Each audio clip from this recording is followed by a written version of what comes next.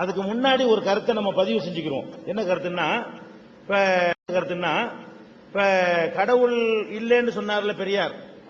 பெரியார் யார் வருத்தப்பட்டு கூடாது, புரிஞ்சுக்கிறதுக்காக தான் சொல்றேன். பெரியார் அவர் என்ன தொழில் பண்ணி சாப்பிட்டாரு? இல்ல, இதை வச்சுதான் கடவுள் இல்லைங்கிறது தான் அவருக்கு சாப்பாடு இல்லையா?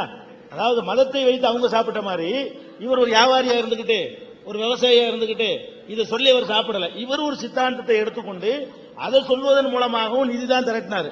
எந்த ஒரு கூட்டத்துக்கு வந்தாலும் காசு இல்லாம வரமாட்டாரு. கல்யாணத்துக்கு உழவு காசு, கர்மாதிக்கு உழவு, வீட்டுல தண்ணி கொடுக்க ரேட் வச்சிருந்தாரா இல்லையா?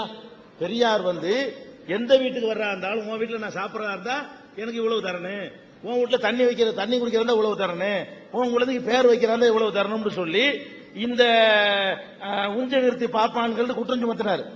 அவங்க செஞ்ச மாதிரி வேலைய அவர் செஞ்சாரா இல்லைன்னா செஞ்சார். அதே மாதிரி செஞ்சார். நான் முடிச்சுக்கிறேன் சொல்ல பிறகு பாருங்க, முடிச்சுக்கிறேன் சொல்லுங்க, அடுத்து உங்களுக்கு வாய்ப்பு தர்றேன். அவர் தொழில் எதுவும் பண்ணவில்லை. இப்ப இருங்க, வீரமணி இருக்கிறாரு, அவர் நல்லா படிச்சவர் தான், லா படிச்சவர் தான், அதையே அவர் தொழிலா பண்ணிட்டு இருக்கிறாரு இல்ல. இந்த பொருளாதாரங்களை திரட்டுவதற்கு மதம் இல்லைன்னா பேச இயலாது.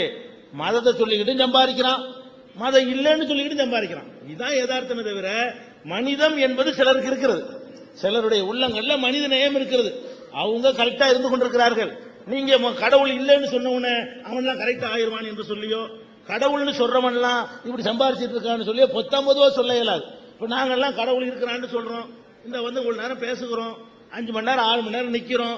10 காசு நாங்க எதிர்க்கு வாங்கியிருப்போமா 25 வருஷத்துல?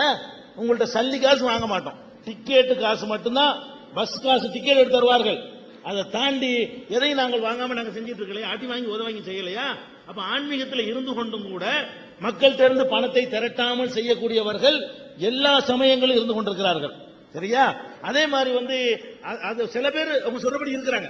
மதத்தை வயிற்று பிழப்புக்கு வழியாக்கி கொண்டவர்களும் இருக்கிறார்கள். மதம் இல்லை என்று சொல்வதை வயிற்று பிழப்புக்கு வழியாக்கி கொண்டவர்கள் இருக்கிறார்கள். பாயிண்ட் அப்படி சமமாத்தான் நிறுத்தப்பட வேண்டும். அதுல 4 பேர் பணத்தை எதிர்பார்க்காமல் இருந்தால் இதுல 4 பேர் இருப்பார்கள். அதே மாதிரி இப்ப எடுத்துக்கொண்டீர்களே, ஆனால் அவர் ஒரு கொள்கையை சொன்னார், கடவுள் இல்லைன்னு வாஸ்தவம். எதனால இல்லைன்றாரு? அவர் கல்லு, இது கேட்குமா, இது பார்க்குமா, இது விளங்குமா, ஏன்டா போய் கல்ல வணங்குறீங்கன்னு கேட்டார்ல. அப்ப கல்லுக்கு எந்த ஒரு சக்தியும் இல்லைன்னாரு. அதுல அவரை ஏற்றுக்கொள்ளக்கூடியவர்கள் அதே கல் அவரை கல்லாக்கி வச்சு மாலை போடுறாங்க. அந்த கல்லு அந்த மாலையை வழங்குமா?